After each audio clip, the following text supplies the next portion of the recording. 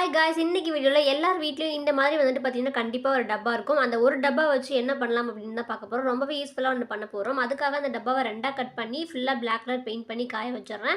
Next பார்த்தீங்கன்னா cardboard இது மாதிரி வந்துட்டு ரெண்டு சைடு ஹோல்ஸ் போட்டு எடுத்துக்கலாம். அந்த மாதிரி பாக்ஸ் மாதிரி அழகாக கட் பண்ணி பெயிண்ட் பண்ணிக்கோங்க. சைடில் ஃபுல்லாக பார்த்தீங்கன்னா டேப் போட்டிக்கோங்க. நெக்ஸ்ட் அந்த பாக்ஸில் கொஞ்சம் டெக்கரேட்காக இந்த மாதிரி எது வேணாலும் பண்ணிக்கோங்க பெயிண்ட் பண்ணி. நான் சும்மா கோல்டன் பெயிண்ட் இந்த மாதிரி லைட்டாக வந்துட்டு இந்த மாதிரி கொடுத்துருக்கேன்.